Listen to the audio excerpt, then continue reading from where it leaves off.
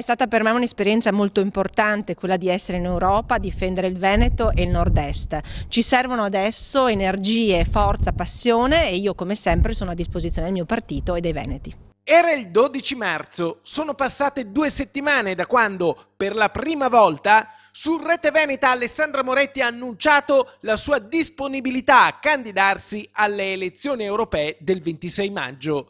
Per lei sarebbe un ritorno a Bruxelles dopo che nel 2014, con ben 230.188 voti, fu la campionessa del Partito Democratico nella circoscrizione del Nord-Est. Da allora ad oggi molte cose sono cambiate nel PD che dal 40% è sceso sempre più in basso, superato dal centrodestra a trazione Lega e dal Movimento 5 Stelle a trazione centro-sud.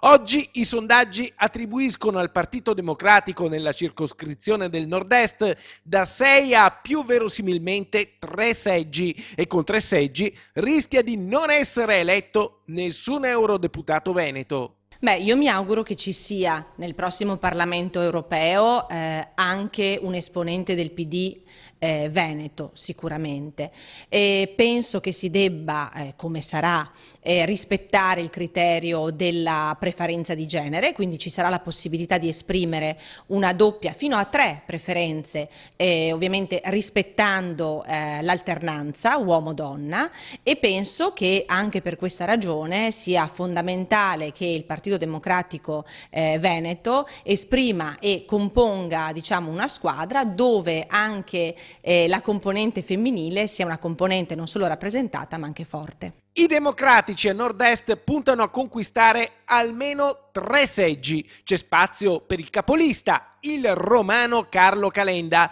e per la modenese Elisabetta Gualmini, ma il terzo incertissimo posto potrebbe andare a un altro candidato dell'Emilia-Romagna oppure a un alfiere del Friuli Venezia Giulia.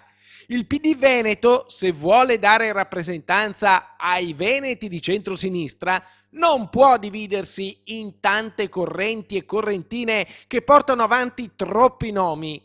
Al contrario, dovrà compattarsi puntando su un profilo radicato sul territorio, anagraficamente giovane, elettoralmente forte, mediaticamente popolare e riconoscibile, capace di restituire freschezza ed energia al partito. Toccherà al neosegretario Nicola Zingaretti individuare chi ha queste caratteristiche.